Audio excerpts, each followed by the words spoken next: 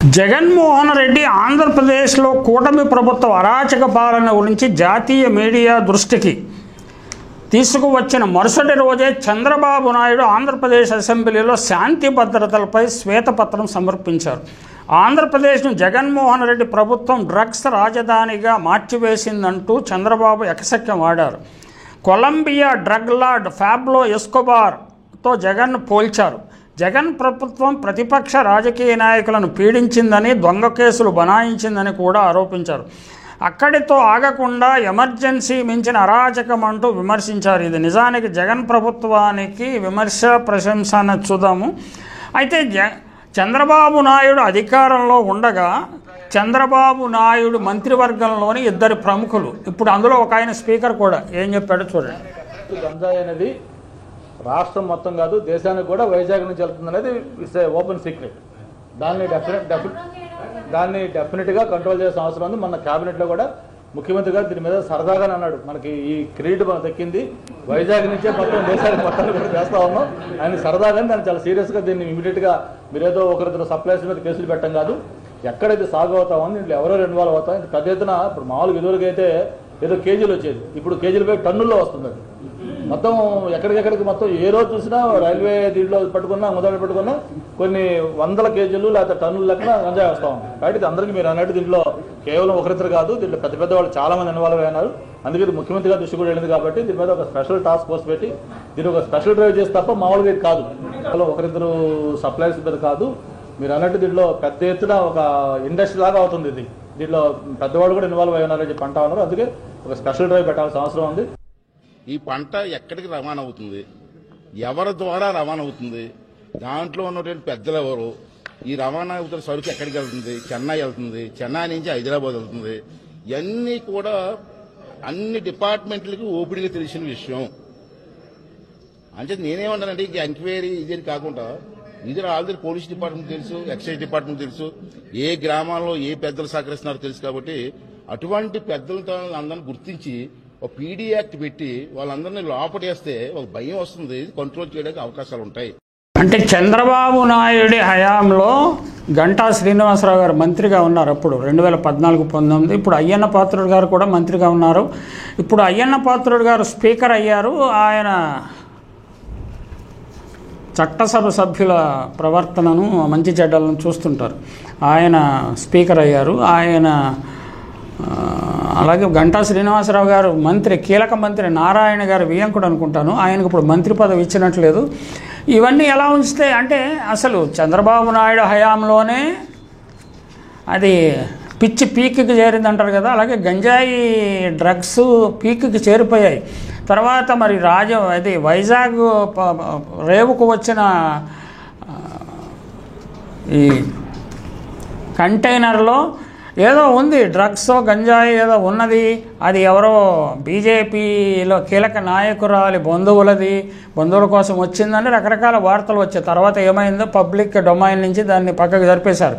మన కాండ్లా రేవులో వచ్చిన ఇవి మత్తు మందుల గురించి మనకి తర్వాత సమాచారం తెలియదు. ఆ సమాచారం ప్రజల ఎరికలో ఉంచకుండా అదొక పెద్ద రాజకీయ వ్యవస్థ, రాజకీయ యంత్రాంగం దాని వెనక పనిచేస్తుంది. కాబట్టి అదంతా మాయమైపోతుంది.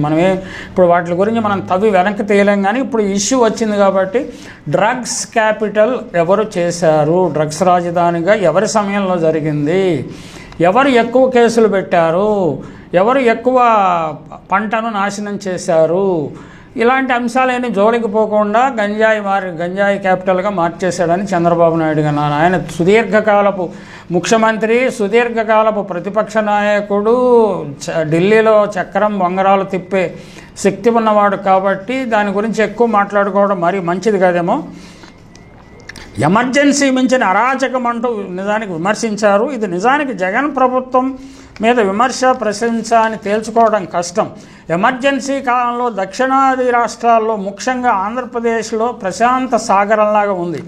ఎమర్జెన్సీ ఎత్తివేసిన తరువాత జరిగిన ఎన్నికల్లో ఉమ్మడి ఆంధ్రప్రదేశ్లో 42 లోక్సభ స్థానాల్లో 41 లోక్సభ స్థానాలు కాంగ్రెస్ పార్టీయే గెలుచుకుంది.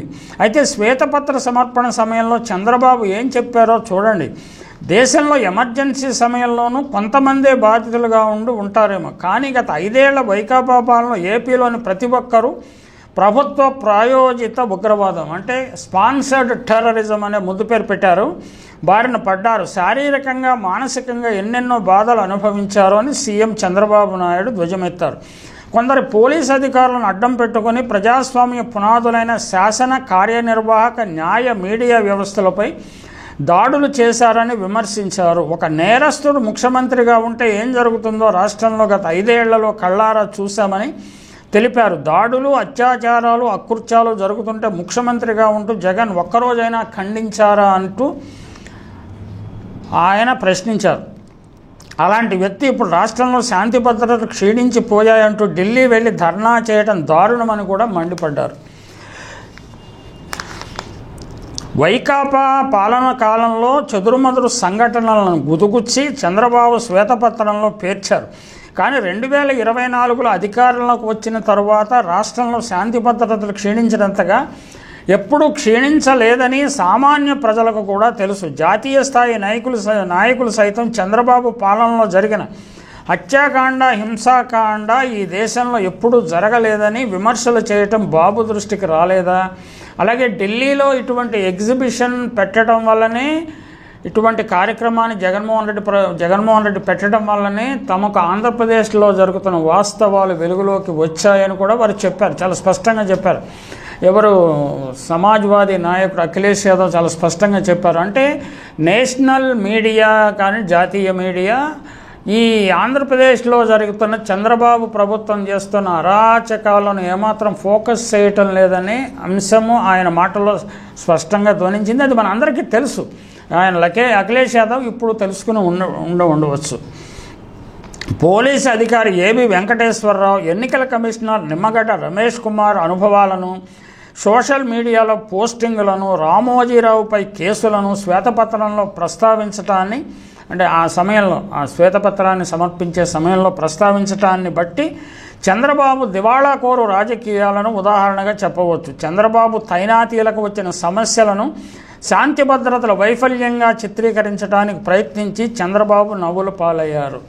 ఒక ఆయన అక్రమంగా విదేశాల నుంచి గూఢచారి పరికరాలను తీసుకొచ్చాడని విమర్శ, ఇంకొక ఆయన ఎన్నికలను అవకతవకలతో నిర్వహిస్తున్నాడని మరొక ఎన్నికల సంఘం అధికారి మీద రామోజీరావు పత్రికా స్వేచ్ఛ ముసుగులో అక్రమంగా ఫైనాన్స్ వ్యాపారాలు, చిట్ ఫండ్ వ్యాపారాలు చేస్తున్నారని ఆరోపణ. ఇవన్నీ మరి కేసులు పెట్టాలా? ప్రభుత్వం తన విధి నిర్వహణ చేయాలా? చట్టాలను గౌరవించాలా? చట్టాలు అందరూ పాటించేలా చేయాలా? అంటే ఈ ఏబి వెంకటేశ్వరరావుకి, నిమ్మగడ్డ రమేష్ కుమార్కి, రామోజీరావుకి ఏమైనా ప్రత్యేక చట్టాలు ఉంటాయా? అది చంద్రబాబు కాలంలో ఉన్న ప్రత్యేక చట్టాలు, ప్రత్యేక సౌకర్యాలు అవి ఎల్లకాలం కొనసాగాలని చంద్రబాబు కోరుకుంటున్నారా? అది మనకు తెలియదు. నిజానికి తన తైనాతీలకు వచ్చిన సమస్యలను శాంతి భద్రతల వైఫల్యంగా చిత్రీకరించడానికి ప్రయత్నించి చంద్రబాబు నవ్వుల పాలయ్యారు. తనకు తన అస్మదీయులకు వచ్చిన సమస్యలను ప్రజా సమస్యలుగా చిత్రీకరించే ప్రయత్నం చేశారు. అంతేకాకుండా అసెంబ్లీలో ఈ మొత్తం వ్యవహారాన్ని ఒక ప్రహసనంగా మార్చేశారు. గత 5 ఏళ్ల వైసీపీ పాలనలో శాంతి భద్రతలు పూర్తిగా అదుపు తప్పాయంటూ ఆయన ఒక పవర్ పాయింట్ ప్రజెంటేషన్ ఇచ్చారు. ఈ సందర్భంగా చంద్రబాబు మాట్లాడుతూ వైసీపీ ప్రభుత్వ బాధితుల్లో తాను, పవన్,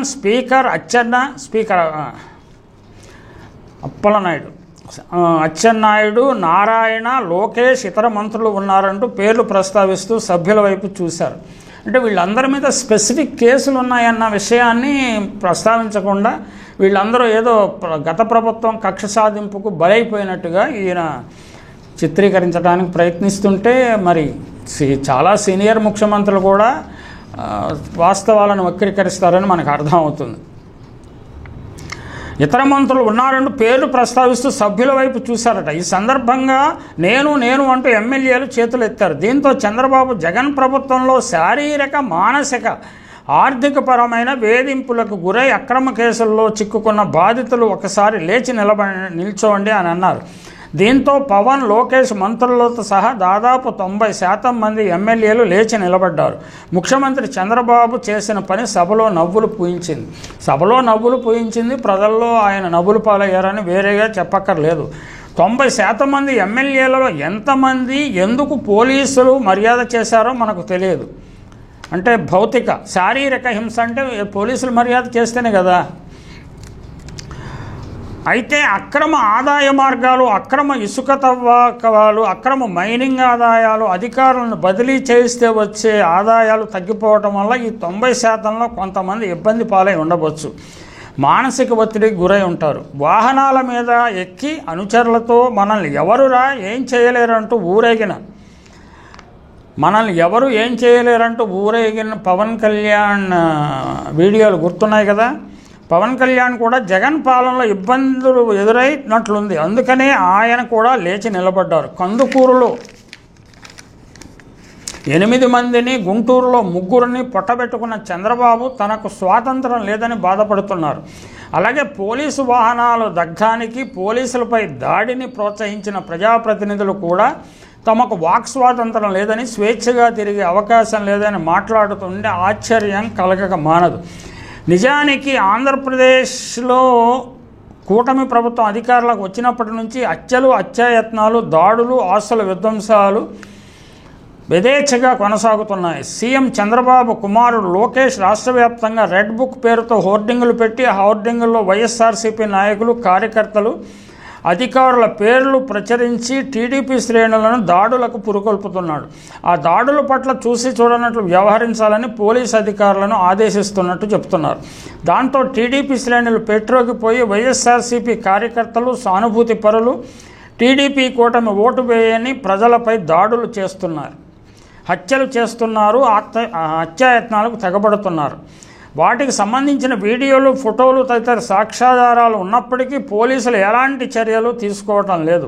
పైగా బాధితులపైనే అక్రమ కేసులు బనాయిస్తున్నారు. నాగరిక సమాజం ఖండించాల్సిన ఈ కేసుల గురించి పోలీసులు సుమోటోగా తీసుకోవాలి, కోర్టులు సుమోటోగా తీసుకోవాలి. ఫిర్యాదులు చేయటానికి కూడా భయపడే వాతావరణం ఉన్నది.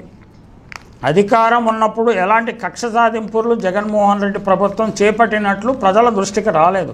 టీడీపీ సానుభూతి పరులు, సామాన్యులపై దాడులు జరిగిన దాఖలాలే లేవు. అవినీతికి పాల్పడిన చంద్రబాబు కోర్టు రిమాండ్ విధించింది. కోర్టు రిమాండ్పై చంద్రబాబు జైలుకు వెళ్లారు. ఇది ఎలా కక్ష సాధింపు అవుతుంది?